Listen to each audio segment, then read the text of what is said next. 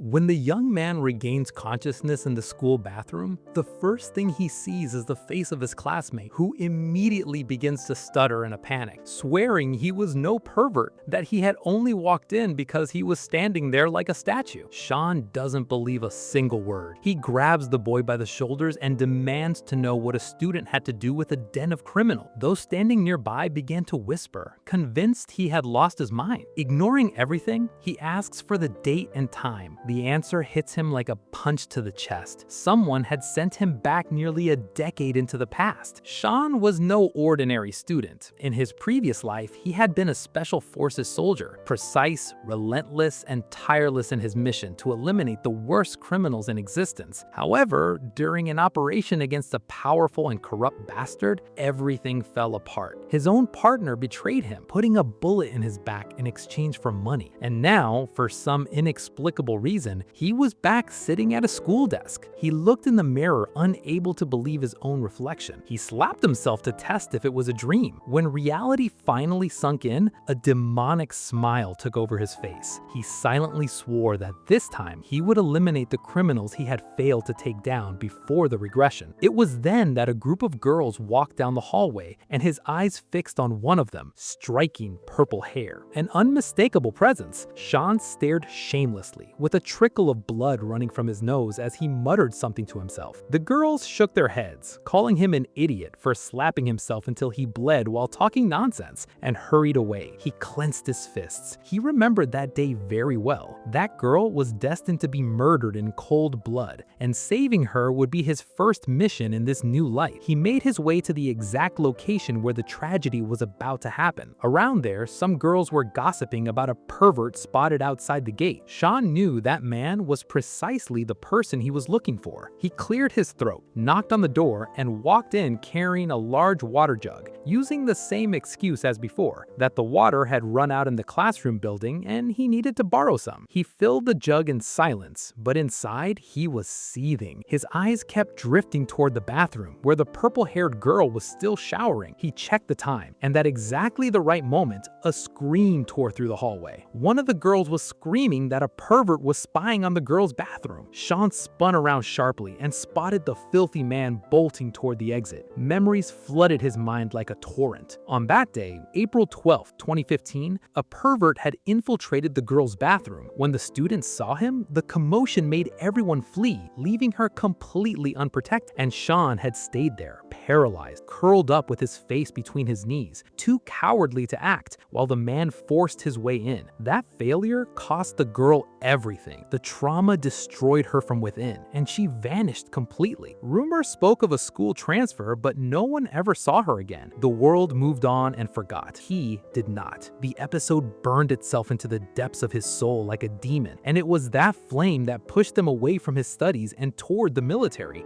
desperate to never be so powerless again. Even in the special forces, where he was repeatedly punished for breaking discipline, the rage inside him never died. He could never accept that cruel people walked away unscathed after destroying others' lives. Over time, he earned the title of Lone Wolf and continued waging his personal war against evil. Back in the present, Sean stared at the pervert with eyes loaded with years of pent-up rage. Under normal circumstances, he would have gone straight to Master Chen Sha to cut the problem at the root. But first, there were regrets from his past life that needed to be corrected. He raised a heavy water jug and hurled it with full force at the man. The pervert slammed into the wall and screamed that he would kill whoever had done that. Sean did not back down. He leapt over the girls and brought his boot down hard on the man's head. The pervert was more resilient than expected, and that blow was not enough to bring him down. He retreated, which made Sean realize how much training that young body still lacked. The pervert lunged with a knife. Sean dodged effortlessly, seized the man's wrist, and kicked his hand with force, stripping away the knife before slamming him violently to the ground. Even after the man fell, Sean kept hammering his head without stopping, as if he were taking out an entire decade of accumulated guilt and rage. The girl he had saved pleaded for him to stop, arguing that if he kept going, he might kill him, and that she did not want him doing that on her account. She thanked him for the protection and asked, embarrassed, that he turn his face away. Shortly after, patrol cars filled the street in front of the school. Officers dragged the pervert away in handcuffs while he tried to defend himself with flimsy excuses. The officer in charge of the incident turned to Sean and wanted to know where he had learned those moves. Sean brushed it off, saying it was something from movies. The officer didn't buy it. He He said no ordinary person could pull off techniques like those, and tried to provoke him, clearly testing his reaction. Sean fixed him with an icy stare and calmly reminded him that assaulting a civilian was not exactly within the bounds of the law. The officer froze mid-motion, sensing the heavy aura radiating from that boy. At that moment, the purple-haired girl stepped forward to defend him, giving him a subtle wink, while the officer complained that the method Sean had used was still excessive regardless of the circumstances. Later, Sean finally arrived home and announced his presence. His mother immediately launched into chatterbox mode, scolding him for being late and saying dinner had gone cold on the table. She complained he was turning into a troublemaker and that it was all the father's fault for spoiling him without any limit. Hearing that familiar voice, Sean called out to her with a voice heavy with emotion and hugged her from behind. She panicked, wanted to know what had happened, whether someone had dared to bully him. Moments later, the two sat down at the table. She watched him with suspicion, saying he had been very different lately, asking if he was sick. He assured her he was fine and promised with a serious look that from then on he would listen to her in everything. Her mood immediately improved. She simply told him to focus on his studies and find a real job. Sean devoured the food with satisfaction, thinking to himself how much he had missed those endless lessons of hers over all those years. Already in his room, he admitted out loud that he had deeply missed nights as quiet and ordinary as that one. He reflected that most people have to work very hard to preserve that peace, and that the scum of evil can shatter it in the blink of an eye. He raised his fist in the air and declared to himself that in this new life, he would change the world and leave no regret. The following morning, one of the teachers openly praised him in front of everyone for what he had done the day before. The girls at school couldn't take their eyes off him, whispering among themselves about how absurdly attractive he had looked during the fight. On the way to class, a short and chuggy teacher also stopped him to congratulate him, adding that the principal wanted to reward him. Shan walked along with a scowl, not having expected to cause such a stir. He was hoping for at least one peaceful class, but the moment he opened the door, the classroom erupted into chaos. A bald classmate came running up to him full of excitement, saying he had looked like a real professional fighter. Shan offered to teach him some moves, which left the young man even more thrilled. On the other side of the room, a blonde boy simmered with silent rage, snapping his pen between his fingers. He muttered that it had just been a fight and that Shan could stop showing off. He slapped his hand on Shan's desk, but Shan showed no reaction whatsoever. He calmly asked if something was bothering the class representative. The blonde smiled unpleasantly and said that Shan had failed to turn in his English homework the day before. Shan slid the folder in his direction and asked if he had become a celebrity, since the class representative had shown up in person to collect it. The bald kid fell apart again, asking if he could already call him master. It was then that a sharp tearing sound cut through the air. The representative had ripped Shan's folder in half with an arrogant smile, declaring that it was worthless and that he would have to write everything all over again. Shan's fan broke down, asking the representative why he had destroyed his work for no reason at all. The representative looked down at him and ordered him to rewrite it 10 times before the end of the day. His bodyguard warned the classmate to watch his mouth in front of the young master. Shan stood up and said he would rewrite it without a problem, as long as the class representative committed to apologizing. The blonde rich kid questioned why on earth he would do something like that. Shan got in his face and said that trashy behavior needed to be corrected urgently. The bodyguard lunged forward with enormous fists, but before he could move, Shan slipped aside without the slightest difficulty. At that moment, an innocent girl walked into the room and found herself in the path of the deflected punch. Shan reacted in a split second, pulling her out of the way before impact. He asked if she was alright. She answered that the fist had only grazed her nose lightly. That was enough to ignite Shan's rage completely. He climbed on top of the bodyguard and said that if that hand was used to hurt an innocent person, then he didn't need it. He dislocated it with surgical precision, leaving the big man howling in pain. The class representative,